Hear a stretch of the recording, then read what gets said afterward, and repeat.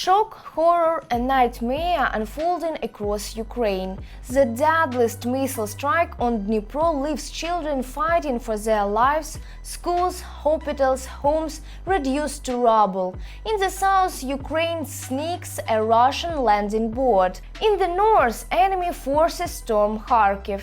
And while chaos rages, the Netherlands steps in with a game-changing aid package. 6,000 drones. Britain, they are building drones for Ukraine with their own money. What does all this mean? Is Ukraine finally getting the support it needs, or are we reaching against time? This is Ukraine Today. I'm Zoroslava Kolesnikova and I'm here to bring you the truth no matter how hard it hits. Let's dive in. Unbelievable scenes from the front. In Kherson, a Russian landing board packed with troops was obliterated by Ukraine's navy. Russia's landing board destroyed in Kherson, dozens of troops eliminated. On the northern front, waves of Russian forces storm Ukrainian lines, stepping over their own dead.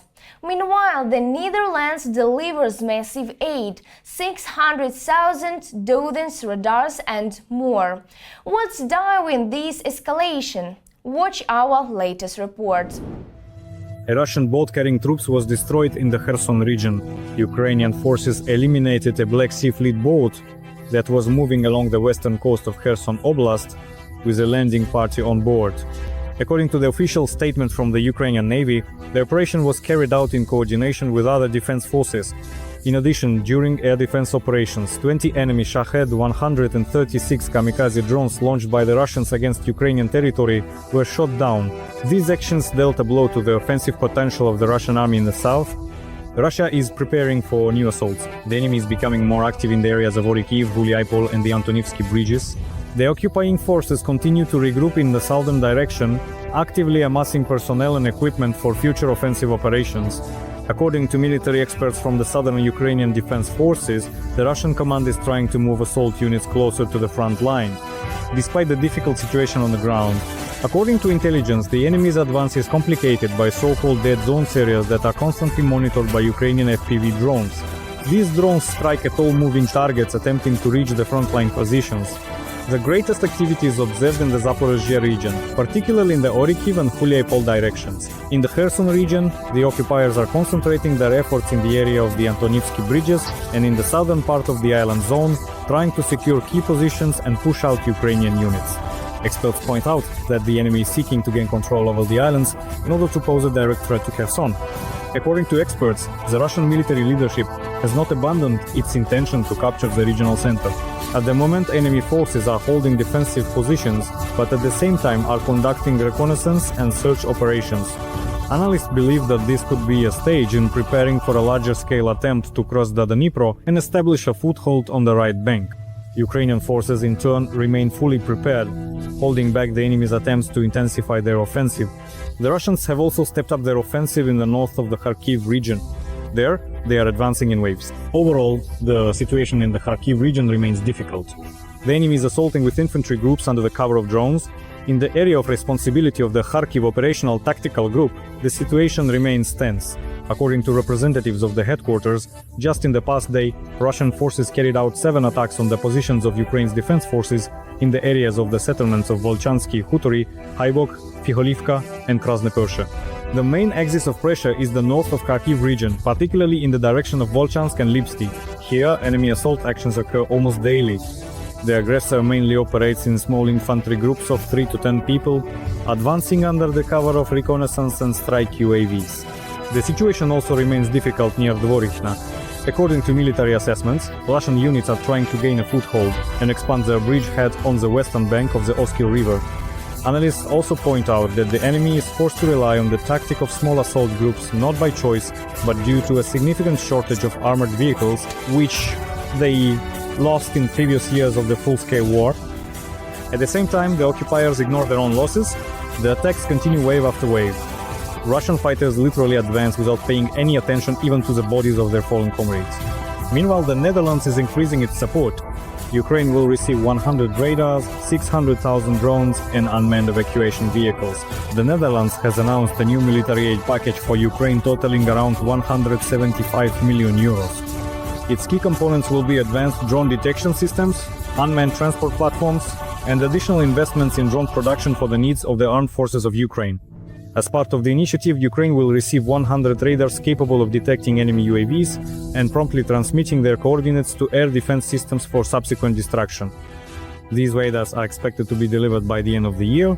In addition, 20 modular unmanned vehicles of the Arma SAF's RG type, designed for evacuating the wounded from combat zones, will be delivered to Ukraine.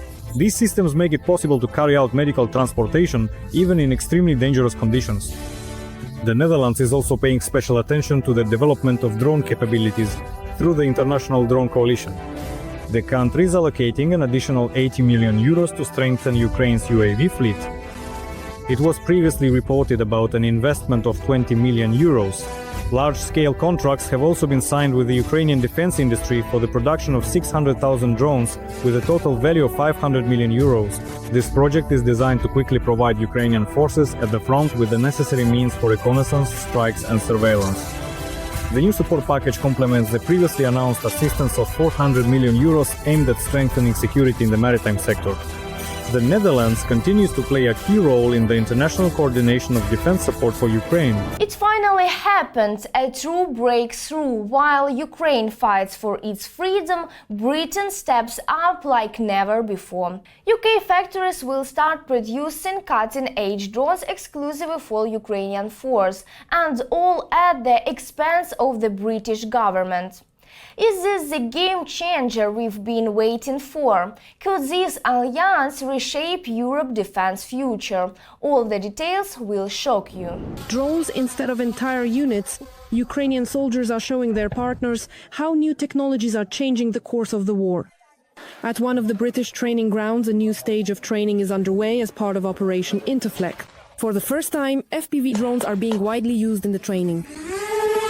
I worked as part of an FPV combat crew, both on the eastern and southern fronts. There were all kinds of situations. There's a lot I could tell from those experiences. After that, I became an FPV instructor, specifically. The drone operator with the call sign Mac is one of those who has already been through the war. In civilian life, he was an engineer, and now he helps train others. He says drones can hold the defense just as well as people. And this isn't just theory, but real training scenarios. According to the scenario, an entire unit of the authorities was withdrawn during a mortar shelling and artillery strike, and the enemy was supposed to enter a certain urban area. He couldn't do it for another hour because the combat drones were so effective that they essentially held the line and replaced an entire unit. And the enemy was never able to accomplish their objective.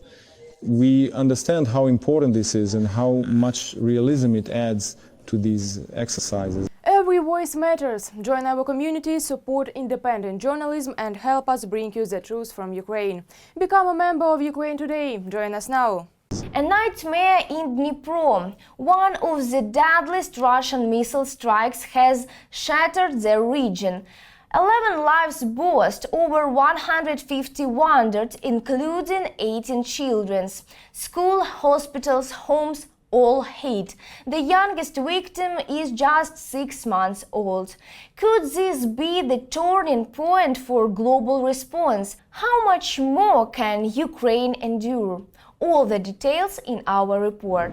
Both the train passengers and Ukrzaliznytsia employees survived, but they did sustain some injuries. This was reported by the company. Let me remind you that around 11 in the morning, the Russians launched a missile strike near the railway tracks. And at that very moment, the Odessa-Zaporizhzhia train was passing by. As a result, the blast wave blew the windows inward and the passengers were cut by the shards. In Zaporizhzhia alone, 10 patients sought medical help at the hospital, including 3 children. The youngest is only 5 months old. Most of them have mine blast injuries and wounds, such as lacerations and also shrapnel wounds. Everything was covered in blood.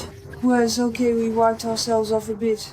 There's a cut here, a really deep wound, from glass. Like glass.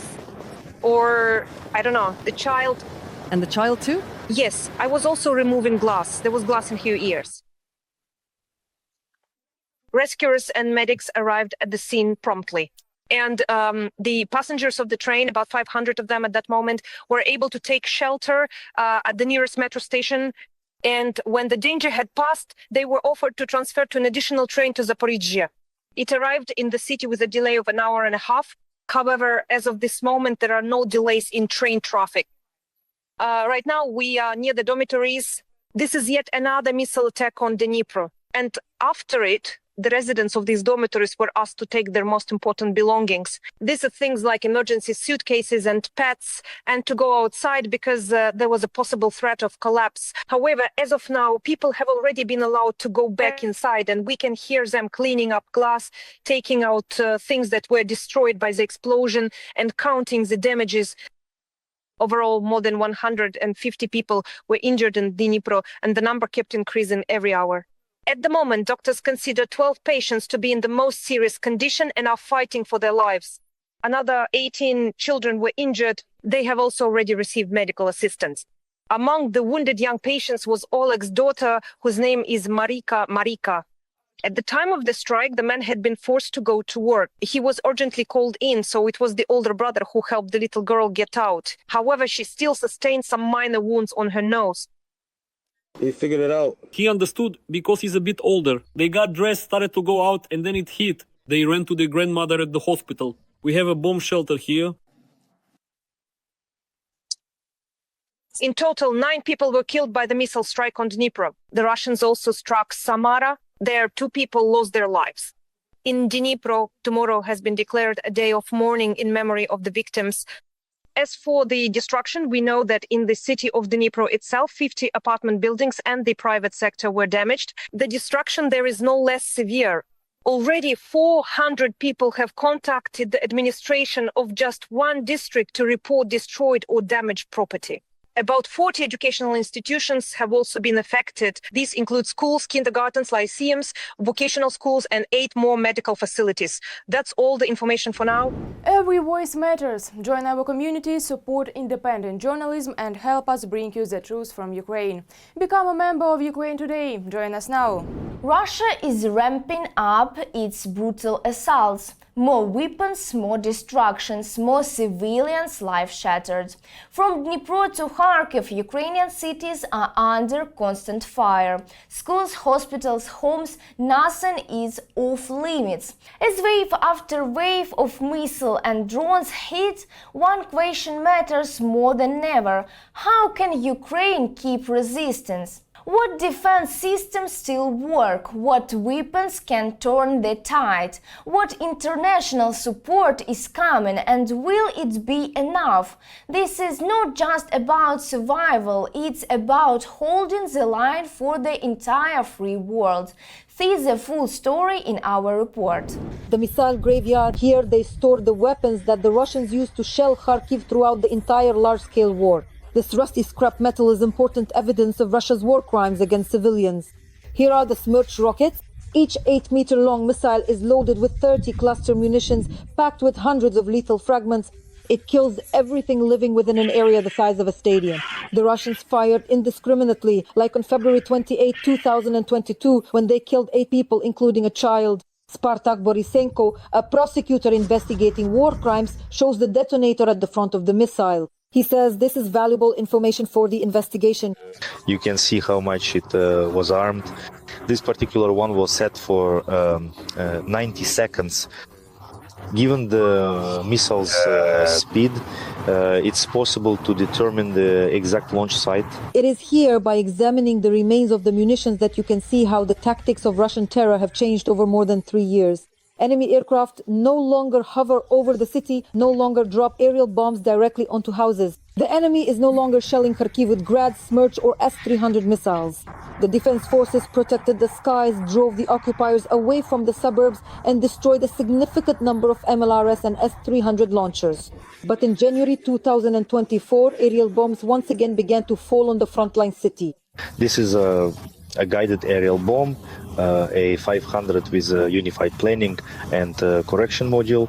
The Russians have thousands of such bombs. The attached unified planning and correction module allows them to be launched from bombers over Russian territory 80 kilometers from the target, devastating and inaccurate. This has become a real hell for Kharkiv. For example, the Fab 500 is not the most powerful bomb. It carries 250 kilograms of TNT mixture. When it detonates, pieces of metal scatter up to a kilometer away and kill everything alive. Just last year, the occupiers carried out more than 160 airstrikes on Kharkiv. The defense forces destroyed several enemy aircraft, protected the sky with electronic warfare, and the bombs stopped reaching Kharkiv. In the first 5 months of this year, according to the city council, only one aerial bomb hit Kharkiv. However, Russia began using FABs with extended range modules and already in June carried out a series of airstrikes, shelled with Tornado multiple launch rocket systems, and launched the most massive attack since the start of the full-scale war. Within 2 hours, up to 50 attack drones, guided bombs and missiles struck the city. Even the most powerful air defense system would struggle to cope with such an onslaught. Currently, the main weapon used against Kharkiv is attack drones. If last year Russia used 56 UAVs against Kharkiv, then this May alone there were 63. The tactics have also changed. Previously, only a few drones would enter our airspace, but now an entire swarm gathers and attacks the city. This Shahed was found about 8 months ago, and even then it was already from series 6729. Spartak Borisenko is showing the Jaran 2, the Russian analog of the Iranian Shahed. It fell, surprisingly, almost undamaged. It was manufactured at factories in Yelabuga and Izevsk using Korean, Iranian and Russian components. The Russians produce about 1,000 of these per month and are constantly improving them. They have learned to bypass air defense and electronic warfare, increased the warhead to 90 kilograms and extended the flight range to 2,000 kilometers. For strikes on border areas, they reduced the size of the fuel tank and increased the amount of explosives. The impact of 2 drones exceeds the power of a single S-300 missile. They use high explosive, fragmentation and thermobaric warheads which cause large-scale fires. Almost every day they subject Kharkiv to real terror. Listen to me, Sakhidno Kharkov. It's difficult to destroy a swarm of such drones. You would literally need to place a mobile air defense unit every kilometer. That's all for today on Ukraine Today. If you believe the world must see the truth, support independent Ukrainian journalism. Become a sponsor, share this video, comment your thoughts. Every view, every voice matters. Together we fight not just for news, but for justice. Subscribe now and stand with Ukraine. See you soon, stay strong and stay informed.